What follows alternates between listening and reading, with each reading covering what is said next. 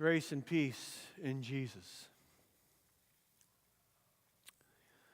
Lee Strobel was an atheist, skeptical atheist. He was an investigative reporter for the Chicago Tribune. He was the one who broke the story about the Ford Pinto. Anybody remember Pinto? You know? Remember the story about if it got rear-ended, it might blow up? It was Lee Strobel who exposed that and popularized the outcry for Ford to do something about it. He was a courtroom also reporter. He reported on a lot of trials, criminal cases, hard-hitting, skeptical, investigative reporter for the Chicago Tribune. Well, one day his life changed in what was for him, as he perceived it, a traumatic way.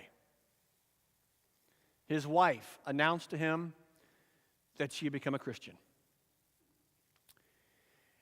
And as he writes about it, Lee Strobel said 2 words came to mind. The first was an expletive that he did not want to put in his book.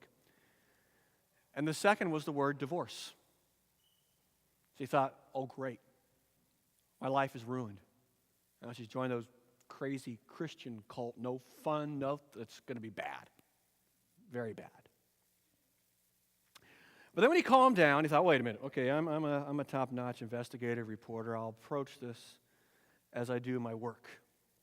And what he decided to do was to write a story for an audience of one, his wife, and demonstrate to her how silly this whole Christianity thing was.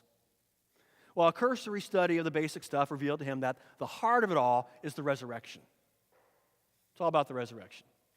And so he set out to prove to his wife that the resurrection didn't happen, silly stuff, come back into the fold of atheism. Well, something happened along the way of his investigation. He found that actually, historically, the resurrection of Jesus is pretty solid. Pretty solid. And that led him to then take a step back and reevaluate the whole Christian thing. And guess who became a Christian? And he's written the book about that, written a number of books. The Case for Christ, The Case for Faith, The Case for Creation. Great books. I keep a number of copies of The Case for Christ in my office, and I give them away. You want one? Come by. I give it to you. Good stuff. Lee Strobel was right about something. The resurrection is the center. The resurrection is the most important thing. And that's why he attacked it. And that's why it convinced him. He recently had a column in the Wall Street Journal, and it was entitled, How Easter Destroyed My Faith in Atheism.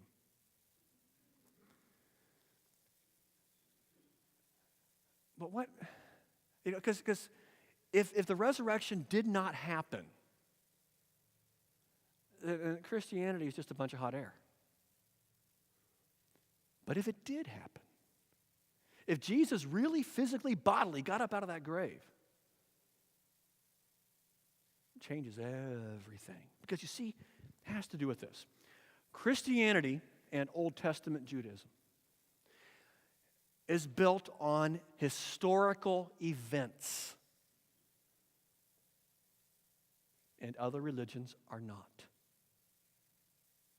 Christianity is about things that happened in time, in history. There's a narrative. There's a story going on, real, in life, about what God has done to bring blessing and reconciliation to his broken world. Other religions, all others, are basically good advice about how to live and how to think. Essentially, be nice to people. Now, Christianity, we say that too, be nice to people. But it's a whole lot more. It's at its core events that happened. There was a real fall into sin. God intervened. He chose a family in Abraham. He sent his son who went to the cross and really died, and he really rose again. And that changes everything. That's why the creeds, going back to the early days of the church, are mostly a list of events about Jesus.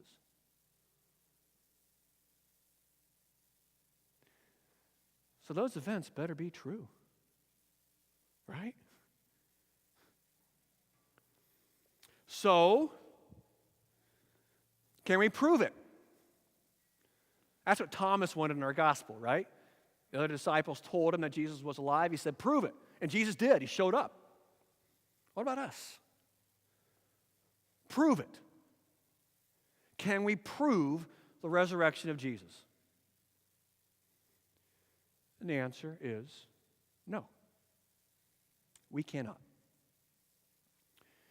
Neither can we prove that Abraham Lincoln was actually shot or that Julius Caesar conquered Gaul. What am I getting at? We talk about proving, then really you're in the realm of science, not history. Science. To prove something, it's got to be repeatable. Repeatable. That's what science does. The theorem, do experiments, repeat them enough, you got a law. You got to know something's true. It's repeatable. History, by its very definition, is not repeatable. History is a string of unique, non-repeatable events that happen in time that cannot be proven. And when you get to history that goes back 100 years or more, there's no eyewitnesses still alive. So what do? We gather the evidence left behind. That's what historians do. Gather the evidence left behind and draw conclusions from that. That's the historical task. And there's actually very, very solid evidence left behind that Abraham Lincoln was in fact shot. Indisputable. Pretty good about Julius Caesar and Gaul. Not quite as solid because it's farther back in time. But what about the resurrection? The resurrection of Jesus. What is the evidence? We gather the evidence. What conclusion does it point to? Now, why are we talking about this? Well, as Pastor Mark said before the service, we are starting a new worship series for this month. It's 4 weeks long in April. And not tackling a whole book of the Bible, but just one chapter. One chapter. 1 Corinthians 15, which is often called the Great Resurrection chapter, because the whole chapter, it's a long chapter, just focuses on the resurrection and what it means.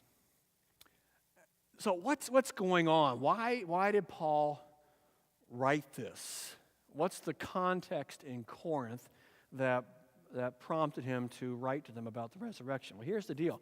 There were people in the Corinthian congregation who were denying the resurrection, that the resurrection was physical, bodily resurrection, or that people would physically, bodily rise, or saying it was more spiritual, it already happened, and so forth. They were denying it. And so Paul wrote this to address that teaching, address that false teaching.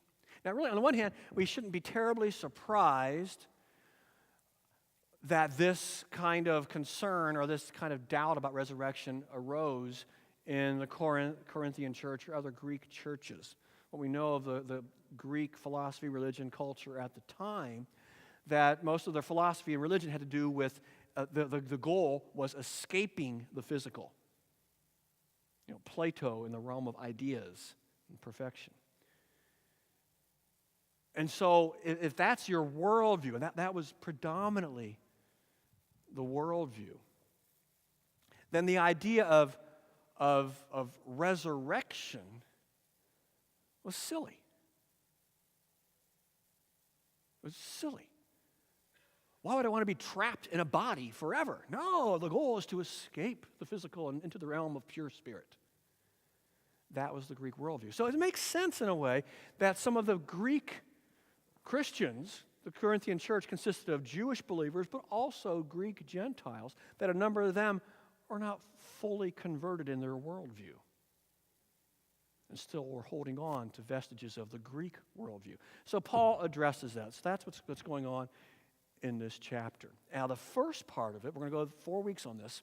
The first part we heard today, 1 to 11, Paul's main point here is that the resurrection The physical, bodily resurrection of Jesus Christ really, truly happened. He got up out of the grave. It really happened.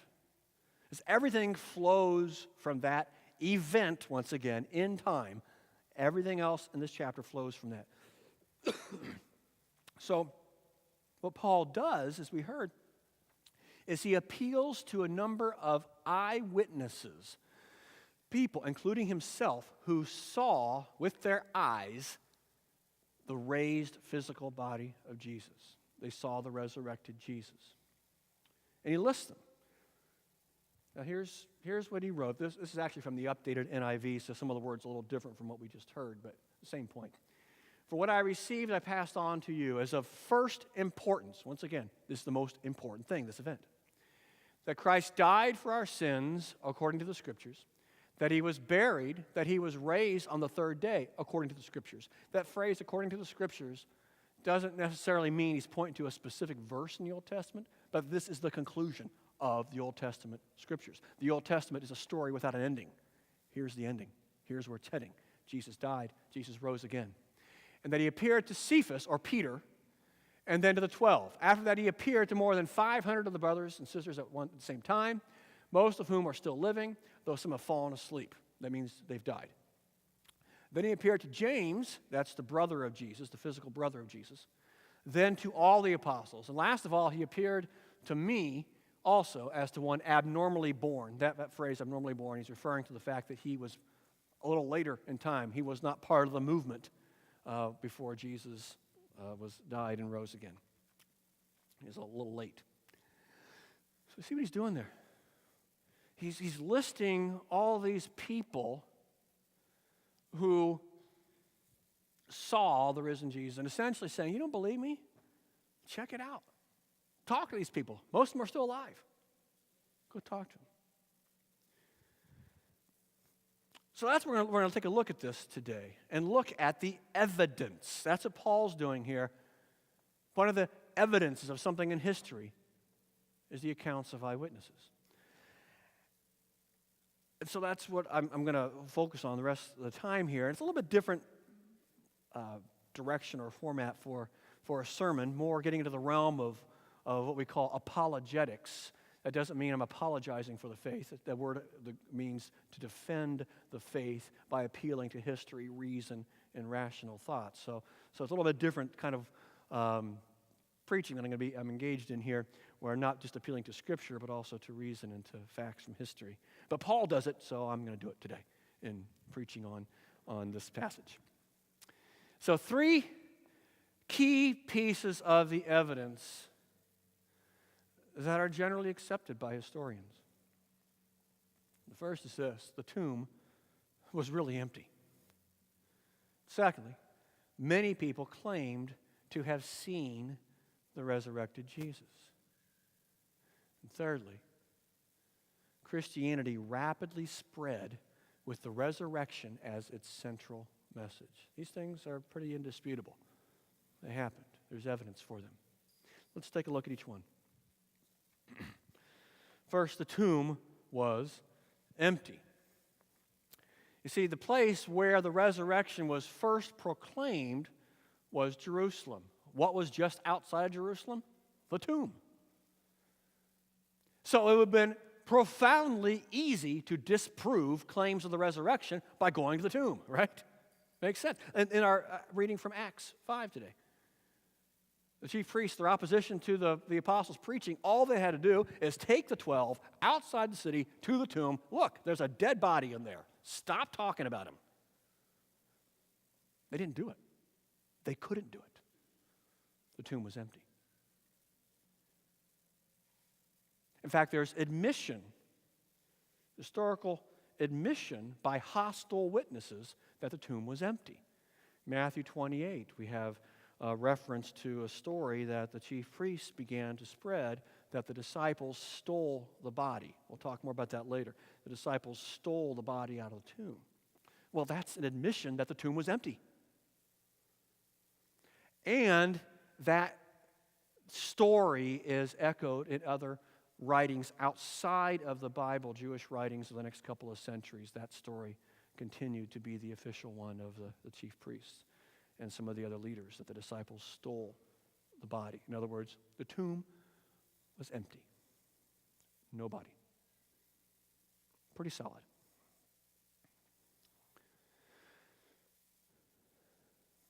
The next point is that many claimed to have seen the resurrected Jesus. The eyewitness thing. Now, in talking about this, I need to get a little like a history lecture here and talk about dates. 1 Corinthians, this letter we're looking at, was written probably around 55 or 56 A.D. Pretty generally accepted as the date, even by skeptical historians, 55, 56. A lot of evidence pointing to that's when Paul wrote it. And as we heard it, Paul is referring to, I passed on what I received, and I passed it on to you. He's reminding them in this section of what he's already taught them when he was there in Corinth.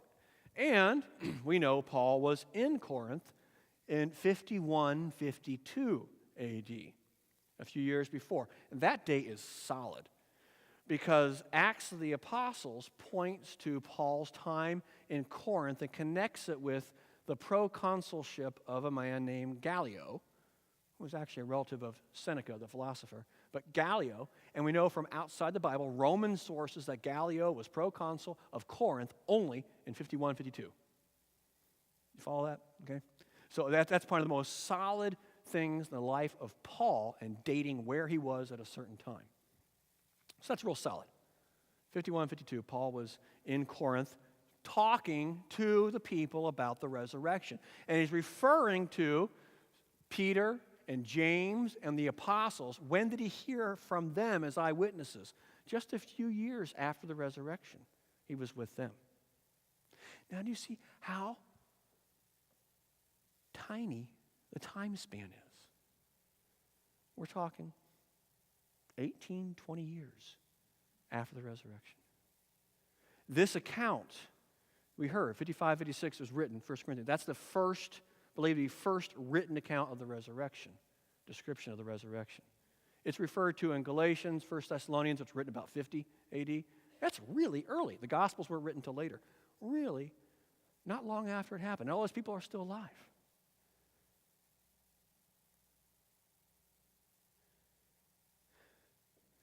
And Paul's essentially saying, hey, I saw the risen Jesus. You don't believe me? Ask Peter. Ask James. Ask the apostles. There's 500 people altogether saw him one time. Ask any of them. Most are still alive. That's pretty powerful document that we know the date of. 18, 20 years after the resurrection. Realize how short of a time that is? I've lived in Napa 18 years. Hey, what if I started saying about my time in Iowa before that? That while I was in Iowa, I was healing people, raising the dead, and casting out demons. And I got my family to participate in the conspiracy. What would you do? How easy would it be to debunk that? Because most of the people that were part of that ministry living in that town are still alive. It's only 20 years. Go check it out. Find out I'm a big liar. It's powerful.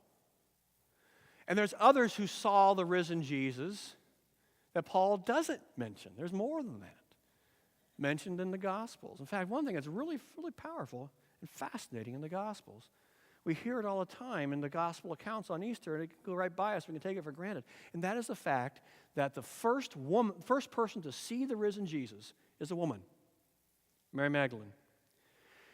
And the first people commissioned to go tell the good news about the resurrection were women. It's in all four Gospels. Really important part of the Easter story, right? The women going to the tomb. And this is written down in the Gospels. Now, if you are making something up and making up a story, at that time, you would never make your first witnesses women. Why? Because a woman's testimony at that time was not considered valid. I'm sorry? Is that culture? It was not considered valid. So if they're making this stuff up and writing it down, they chose a really foolish way to do it. And why would anybody believe it if it wasn't real? But God chose to do it that way, not only making it challenging, but also kind of tweaking the culture. Fascinating. So what do we do with all these witnesses? All these people that Paul's pointing to that can say, I saw the risen Jesus with my eyes. Well, they're either lying, hallucinating, or we better listen to them. They lying? Now think about that. I've already been kind of talking about the lying thing. That would have meant that the chief priests were right and the apostles stole the body and lied about it. Now, to steal the body, they're breaking all kinds of grave-robbing taboos, desecrating the resting place of their friend and leader. Think how unlikely that is. But then, to dedicate their lives for the rest of their lives to the propagating of a lie they made up. And not just propagating it, being persecuted for it. As we heard in our reading from Acts, this is just the start, the imprisonment. All of the disciples, all the apostles, with the exception of John, were put to death for their faith. Some of them in pretty horrific ways. They were spread out by then. Thomas was in India. Some of the others were in northern Africa. Paul went as far as Spain. They're all spread out. They weren't with each other to make sure they kept their lying story straight. But none of them broke. None of them, under threat, under persecution, under imprisonment, under torture, said, all right, we made it up. We stole the body. Never happened. No records of any of that ever happening. This was a really key event for another atheist-turned believer. This fact. Chuck Colson, remember Chuck Colson? He was one of the Watergate group who ended up in prison for his part in the Watergate cover-up and conspiracy. And in his experience in prison, he became a Christian. Now he's been dedicated most of his life to prison ministry. But anyway, what was really powerful for Chuck Colson was this whole point we're talking about right here. About if the disciples were lying, then they pulled off the greatest conspiracy ever. Colson was part of a conspiracy. He was part of a cover-up. A cover-up that was done to benefit and at the behest of the most powerful person on the planet, the President of the United States. And it broke. John Dean and some of the others, they broke and chose not to maintain the lie. And here, as Colson was looking at, you had this group of men and women. If they're lying, they maintain the lie. The Watergate group couldn't keep it going for a few months. They maintained the lie for their whole lives, spread out over the known world, facing persecution, torture, and death. And they maintained the lie. And that gave him pause. Like, wait a minute. We couldn't keep the lie going for the most powerful man on earth. They kept it going for a dead man that they knew was dead. If they're lying. And that led Colson to reevaluate Christianity, look at it with fresh eyes. And he came to faith. Lying. People die for things that are not true, right? Happens in the world all the time. But do people die for lies that they made up? And they know it's a lie. And a lie which makes their life worse and doesn't give them material or other blessings. So the whole lying thing that they just lied about, stole a body and lying it, is really hard to maintain. The evidence is just so strong against that. How about hallucinating? Hallucinating is a personal thing. It's an individual thing. People hallucinate for a variety of reasons. But this would have to be all these people hallucinating the same thing independently. Pretty far-fetched, especially 500 at one time. Pretty far-fetched. So that one really isn't even taken seriously anymore. So what are we left with? What does the evidence point to? Many people claimed to have seen the resurrected Jesus. Where does that point us? And finally, Christianity rapidly spread with the resurrection as its central message. The disciples themselves, and this touches on the whole thing about lying, the disciples themselves, their chief identity for the rest of their lives was, we are witnesses of the resurrection. We talked about this when we did our series on Acts of the Apostles. They did not identify themselves as apostles. They did not identify themselves as disciples. They identified themselves as witnesses of the resurrection. You'll see that all throughout Acts. And witnesses here means not just we talk about it, it means we saw it.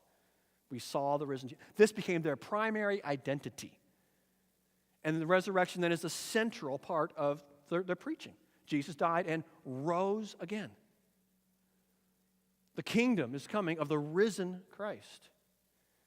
We are forgiven and given new life because He is alive. Central part. And think where did this come from? This teaching of resurrection. It wasn't part of Judaism, the resurrection of one person. Judaism had as part of it the resurrection of everybody at the end. But the idea of one person being raised wasn't part of what they were expecting. That's why I said last week at Easter that Jesus is like a time traveler. He's from the resurrection at the end, come back in time. The pagan religions were primarily looking for a spiritual escape from the physical realm. Resurrection wasn't part of that. How could this religion spread with the center of it being something that was new, the resurrection of one person? And that one person was a condemned criminal by the Romans and a condemned blasphemer by the Jews. The most unlikely person of all. You've got to answer that. Sometimes it's attributed to the development of a Christian legend of people who admired Jesus. But as we're looking at the dates, it's so soon after the events themselves where eyewitnesses are appealed to. And the Christian legend idea doesn't work with skeptics who came to faith. The risen Jesus appeared to James, Jesus' brother, who was a skeptic before the resurrection. The risen Jesus appeared to Paul, Saul, who was on a mission to destroy the church. So neither hallucination or buying into a legend doesn't work. There's a whole lot more. I'm just hitting the highlights. But this is the evidence. This is some of the evidence. What conclusions, then, do we draw? I know what Chuck Colson came to, what Lee Strobel came to. I can talk to many, many, many, many others, Josh McDowell, people who actually look closely at the evidence, and it leads them to reevaluate the teachings. Well, I think we're not moving. Oh, well. Reevaluate what Christianity is all about.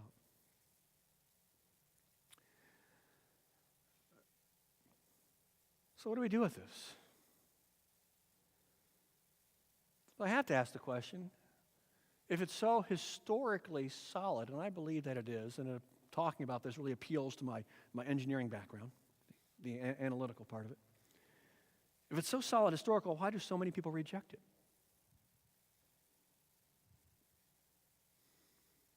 Well, a couple things. One is not really considering it. And secondly is this. Ultimately, what we're talking about the resurrection, it is a matter not of proof, but faith. It is a matter of faith. What do I mean by that? The crucifixion of Jesus' death, is accepted even by skeptical historians. Because of the death of Jesus on the cross, taken by itself, just by itself, doesn't mean anything, it doesn't prove anything, it doesn't go anywhere. It's just the death of a Jewish teacher. But if I admit the resurrection, if I admit that I believe that Jesus rose from the dead,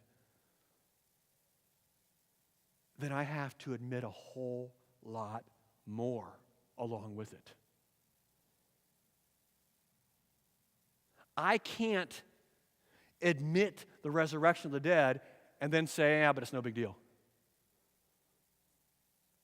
If I admit the resurrection of the dead, Jesus rose from the dead, then I also have to admit He's Lord. And what He said is true. And what He did is real. He died for sin. He rose for me. When I admit that Jesus rose from the dead, it changes my life. As Lee Strobel experienced, Chuck Colson, and many others experience, it changes our life. And if it doesn't, then we're not really taking it seriously, or we're hypocrites.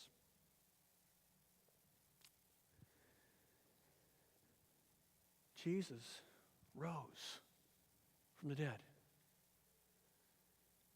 It changes everything. What does it change for you? What does it mean for you?